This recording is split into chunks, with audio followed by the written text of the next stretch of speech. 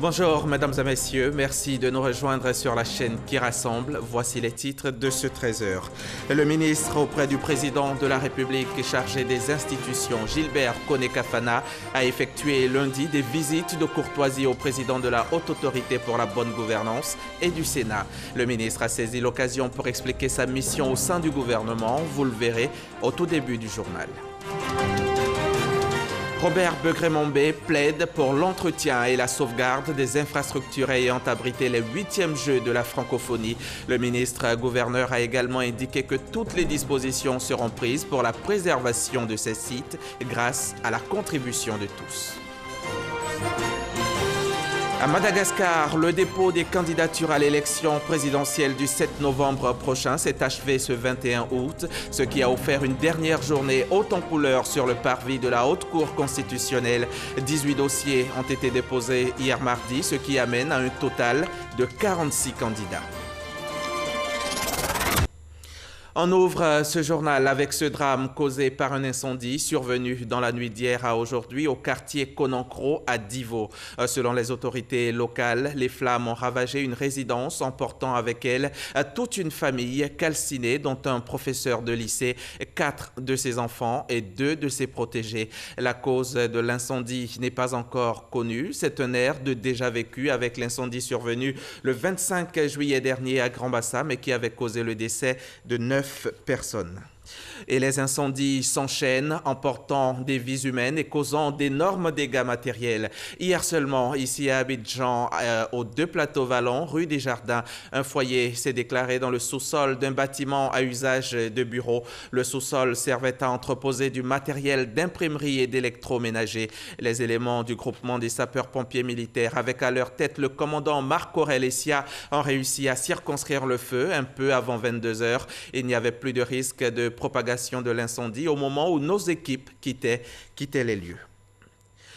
Le ministre auprès du président de la République chargé des relations avec les institutions était lundi dernier dans les locaux de la Haute Autorité pour la bonne gouvernance et à la représentation du Sénat d'Abidjan. Une série de visites au cours desquelles Gilbert Kafana-Kone a expliqué le sens de sa mission, une opportunité pour le président du Sénat de présenter un bref bilan des activités de la 2e chambre du Parlement ivoirien.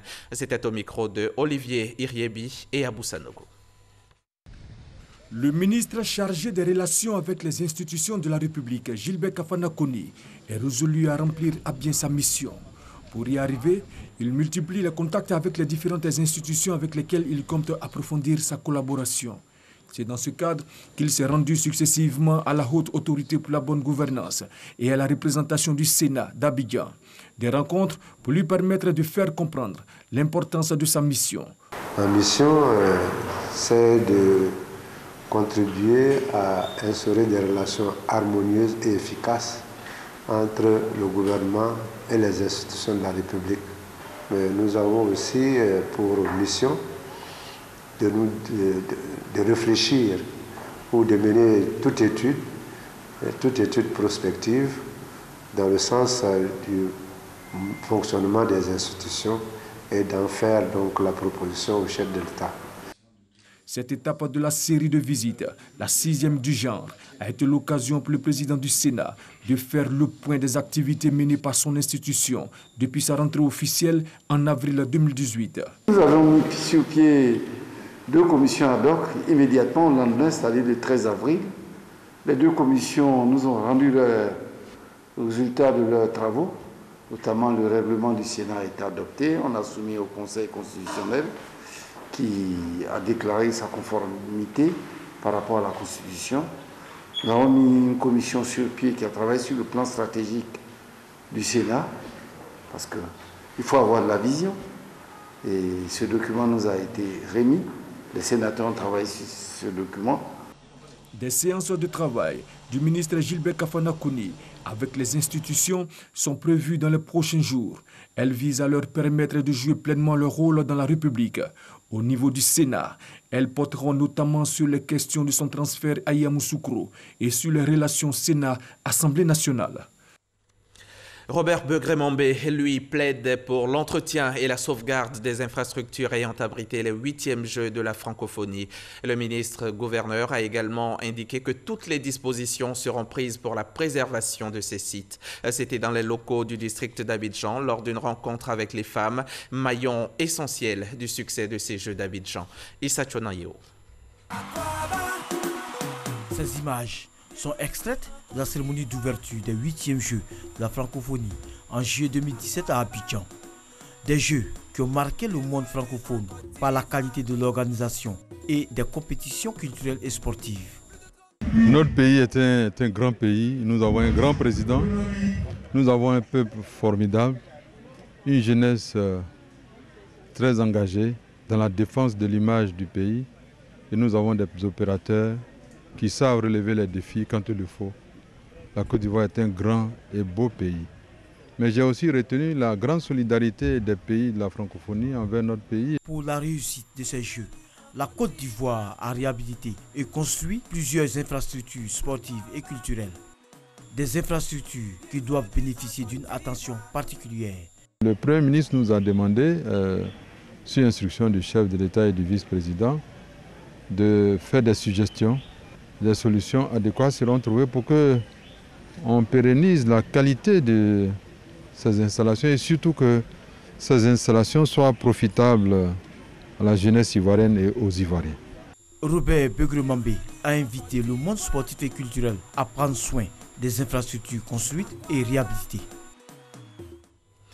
On revient à ce qui a fait l'actualité hier mardi. Les musulmans de Côte d'Ivoire ont célébré, à l'instar de leurs coreligionnaires du monde entier, l'Aïd el-Adha, la fête du sacrifice ou la Tabaski, l'une des plus grandes fêtes de l'islam. À l'occasion de la fête de Tabaski, après la grande prière du matin, dans la plupart des ménages, des moutons sont immolés et dégustés entre amis et proches dans une ambiance conviviale que nos reporters ont vécue dans différents ménages. Revivons avec eux l'ambiance dans les familles autour de la viande du mouton.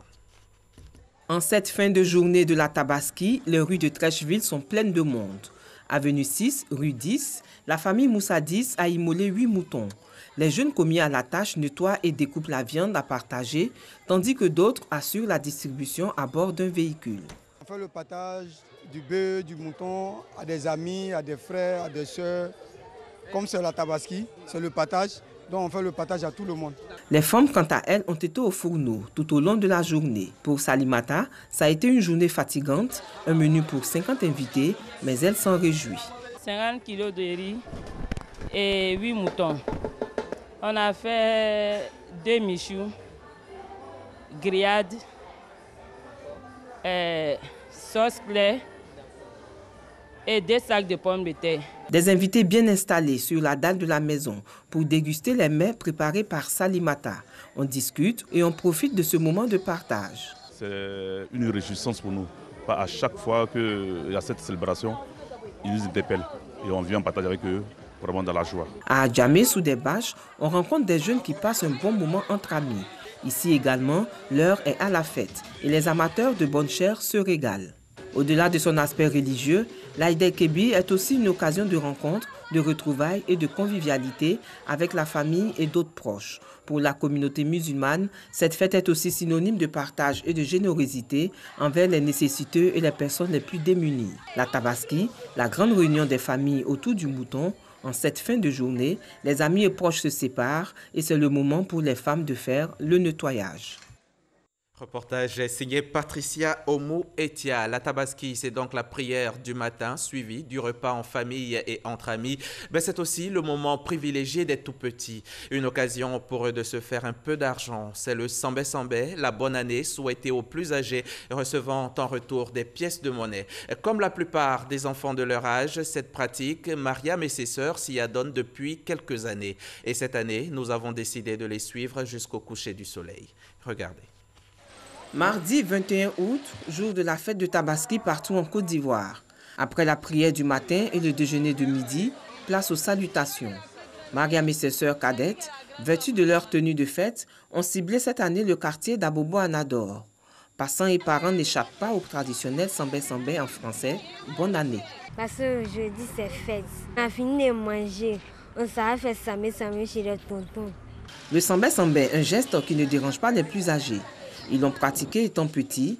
Cet acte n'est pas une prescription islamique, mais un geste de générosité adopté par les peuples malinqués en particulier. Si tu as le moyen de tuer un bœuf ou soit un mouton, les enfants viennent manger. Ils passent le soir, les samé environ 14h-15h, samé tonton, samé papa, ce que tu as, tu les donnes. Parce que ce sont mes enfants aussi. Nous tous, nous avons passé aussi par là. Le sambé-sambé, ce n'est pas seulement donner de l'argent, c'est aussi dire des bénédictions. Karamoko n'a pas son portefeuille sur lui, mais il ne laisse pas partir Mariam et ses sœurs. La bénédiction, c'est un truc chez nous les musulmans. C'est un jour béni pour nous tous. Actuellement où je suis, je ne sais pas dire je donne sur moi, mais ce que je peux faire pour les donner, c'est pour faire un peu de bénédiction pour les donner. Que Dieu fasse qu'elles ont vite grandi, elles vont avoir la belle maman à l'école. Tout ce qui veut, qu'il y a Dieu dans les donner. C'est une tradition. À chaque fête, nous-mêmes quand on était petits, c'était comme ça.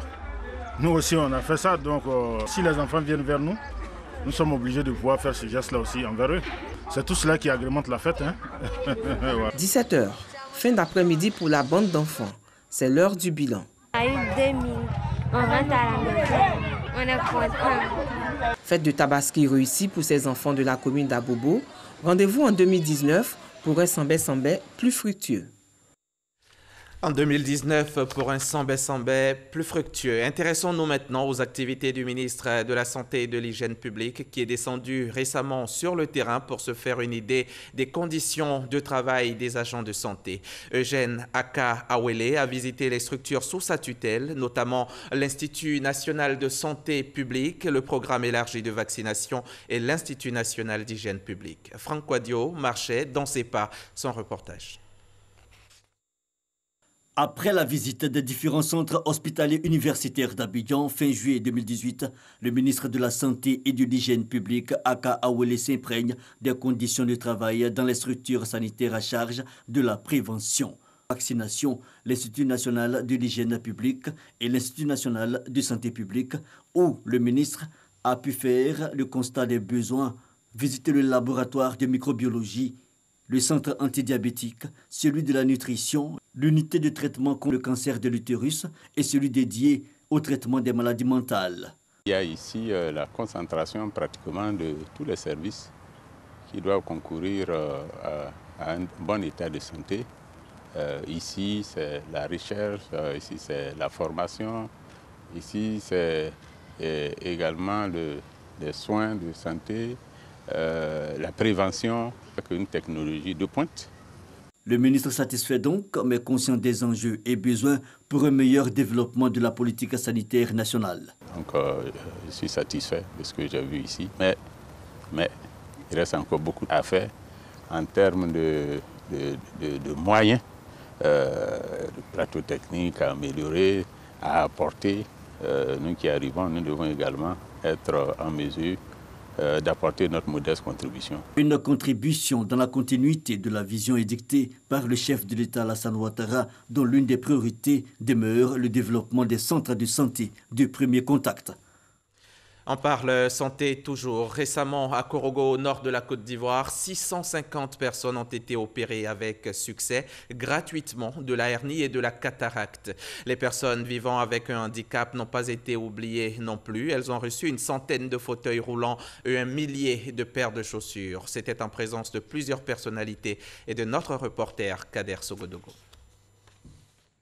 Le Premier ministre Amadou Gon Coulibaly, qui effectue en ce moment un pèlerinage en Terre Sainte d'Arabie Saoudite, reste sensible aux difficultés de certaines personnes du département de Korogo. 350 personnes atteintes de la cataracte et 300 malades de la hernie ont pu être opérés gratuitement grâce au Premier ministre. 100 fauteuils roulants et 1000 paires de chaussures viennent également faciliter la mobilité des personnes vivant avec handicap. Des actions de haute portée sociale du Premier ministre soutenues par une ONG américaine et le maire de Tanda. C'est une campagne qui fait beaucoup de fierté pour nous-mêmes, que nous avons fait à Tanda, que nous comptons faire à Korogo ici, que nous sommes en train de faire, que nous comptons faire à Yopougon, que nous comptons faire bientôt à Agboville, pour apporter un certain soin à des personnes qui sont vraiment dans le besoin. Tous les jours sont des actions que le Premier ministre mène en faveur de la population de Korogo. Donc je pense qu'aujourd'hui, Les photos qui ont été données, les conseils vont être donnés certainement pour que vraiment les utilisateurs vraiment fassent bon usage de cet appareil. Des bénéficiaires sensibles aux actions du Premier ministre. Je tiens au nom des personnes en situation de handicap de la Côte d'Ivoire, mais de la région du Poro, à dire merci. Merci au président de la République, son Excellence Alassane Dramane Ouattara, pour sa bonne politique sociale. Merci à son Excellence, Monsieur le Premier ministre Amadou Gon Coulibaly. Le représentant du Premier ministre, le ministre Gilbert Koné Kafana, a quant à lui insisté sur l'élan de solidarité qui doit désormais habiter chaque Ivoirien. Le Premier ministre le fait au nom du président de la République pour toutes les actions engagées en faveur de la Côte d'Ivoire pour redresser ce pays. Korogo est reconnu pour son riche patrimoine culturel. Balafon et autres sonorités diverses ont apporté un plus à la cérémonie.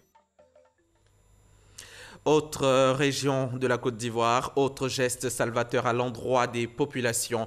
Les autorités de Ouragayo, au nom du Premier ministre Amadou Gon Coulibaly, ont remis récemment une ambulance au centre de santé urbain de la localité. Ce don, réceptionné par le directeur départemental de la santé de Ouragayo, est une réponse à la requête des populations de cette localité, confrontées depuis un long moment au problème de véhicules médicalisés. Le reportage de Nadia Idja dans un récit de Cheikh Koné Aboubakar. Chers parents, vous nous envoyez demander, et quand nous allons demander, c'est des oreilles attentives qui nous écoutent et qui réagissent.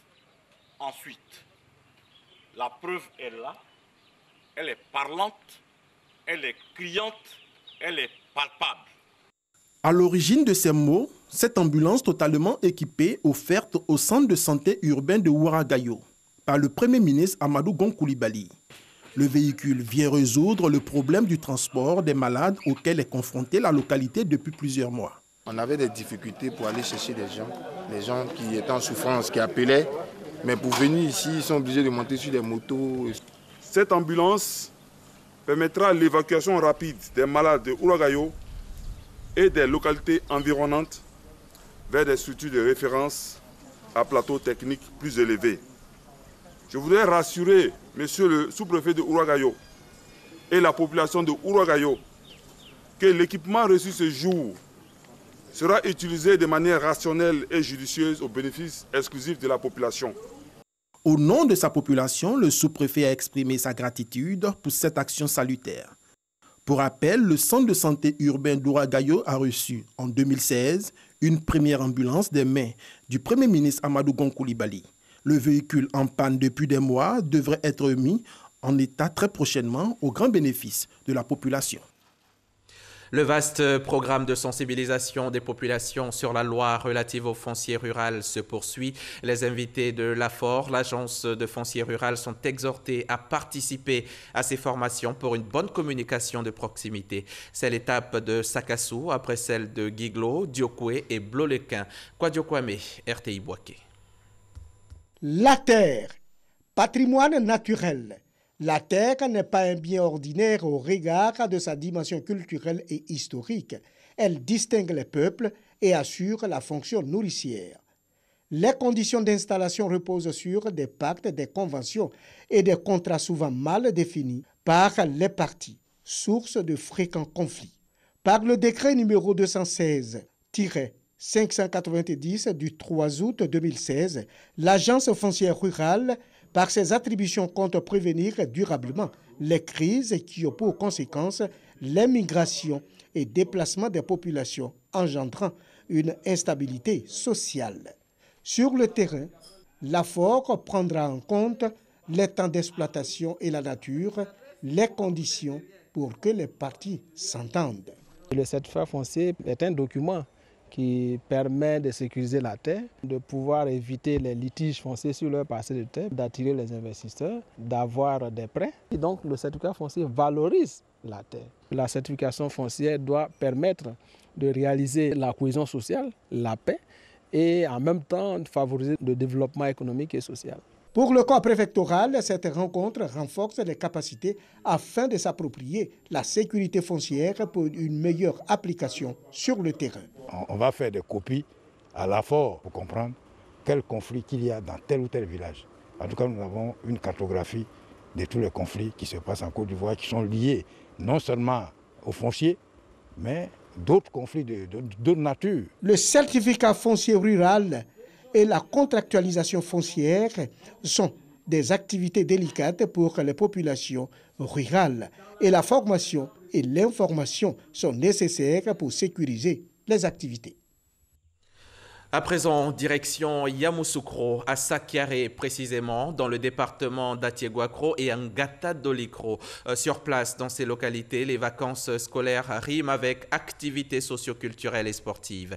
Les élèves et les étudiants s'adonnent à des activités lucratives telles que le tissage du pagne baoulé et le travail du bronze. Les précisions de Soro Corona, RTI Boaké.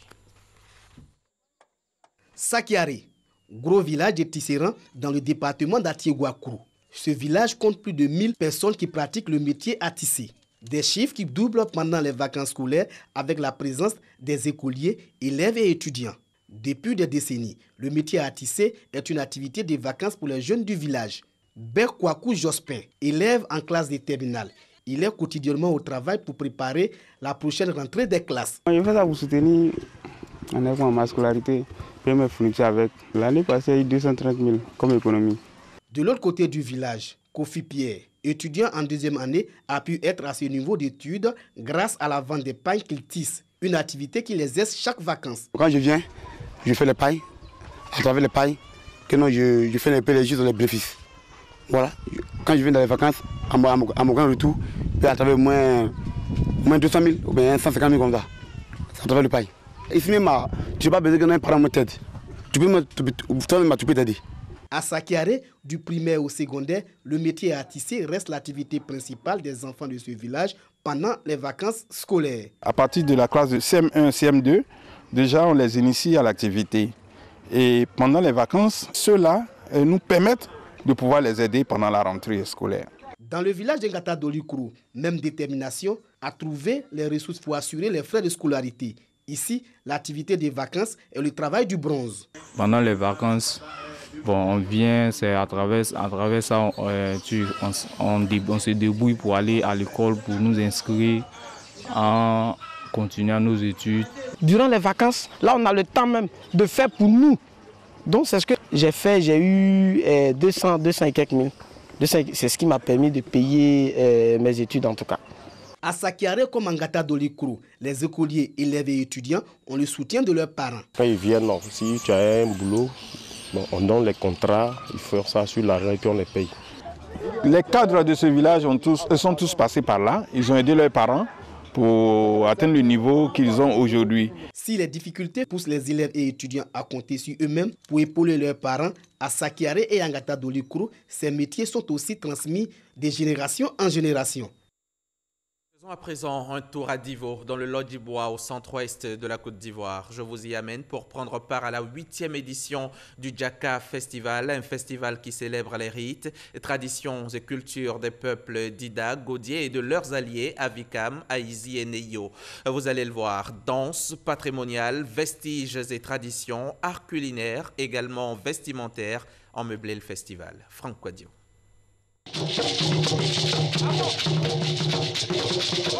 Des onomatopées caractéristiques des danses de génération Achan en plein Lodjibois.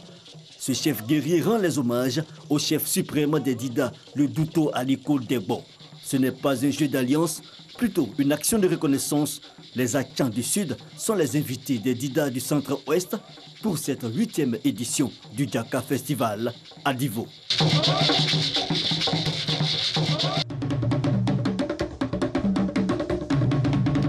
Festival de célébration des cultures d'Ida et Godier, mais aussi des peuples voisins et alliés, Ega, Neyo, Kroumen, entre autres. Le Djaka est le temps de quelques jours, le lieu pour les fils de la région de présenter au monde leurs particularités à travers la gastronomie et le conte, par exemple.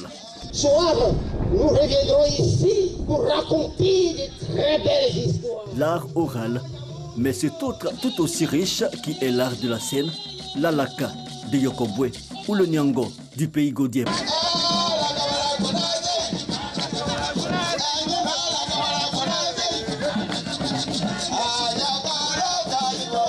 Nous demandons à tous les Ivoiriens de désarmer leur cœur, d'enlever la haine, parce que tous les Ivoiriens, nous sommes un. Voilà le message que nous avons lancé à travers cette danse. À Divo, on a aussi parlé de préservation du textile, le ligmitekui et le kodé, des tissus bien connus à préserver. La culture de chez nous, c'est tout un ensemble. En dehors de l'art vestimentaire, que nous connaissons de plus en plus, qui est devenu pratiquement l'art national, avec le pain et le brie, nous avons notre sauce qu'on appelle le kékra. Mais au-delà des aspects purement culturels, les promoteurs parlent à travers le Djaka de cohésion. C'est un facteur de brassage des peuples. L'essentiel que nous puissions retenir, c'est que nous devons contribuer par la promotion de nos cultures à faire en sorte que les peuples se retrouvent. Un message qui a mobilisé une forte participation de la diaspora, le Djaka qui s'est internationalisé et de plus en plus voit l'implication des artistes de la région.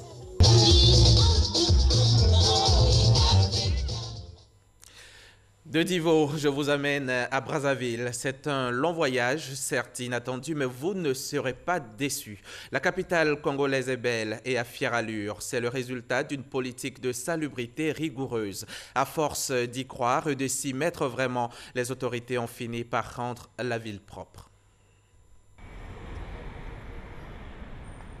Tout visiteur dans la capitale politique du Congo, Brazzaville, pays d'Afrique centrale, se laisse facilement séduire par la salubrité de la ville. À Brazzaville, pas d'étalage, ni d'ordures sur les trottoirs, pas d'eau de ruissellement dans les rues, parce que des caniveaux bien entretenus.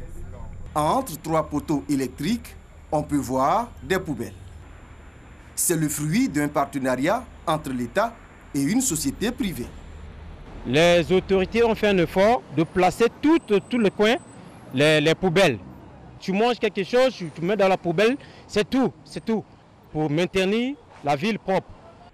Nkuna Unfwa, ce petit village transformé en 1880 par l'explorateur Pierre Savorgnan de Brazza, devenu Brazzaville en 1881, fait la fierté des Congolais. Tous engagés dans la préservation de l'environnement avec un accent particulier sur le travail de l'entreprise de ramassage d'ordures. Les autorités veillent au respect de son cahier de charges.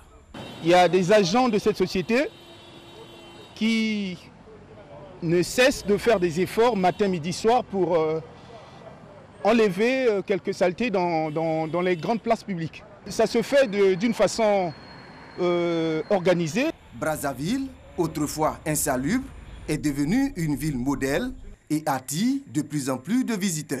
La ville est propre.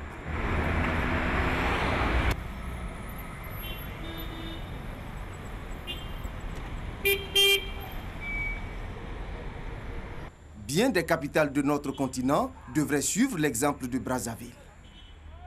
Francis Boifo, Abidjan et d'autres villes de Côte d'Ivoire suivent déjà cet exemple et cela depuis plusieurs années, plusieurs mois à travers l'opération Grand Ménage. Et nous allons refermer ce journal avec l'actualité internationale en bref. Première destination, le Zimbabwe où la justice se penche sur l'élection contestée de Mnangagwa. C'est avec Laurent Sachaud et Alexis Ouedraogo.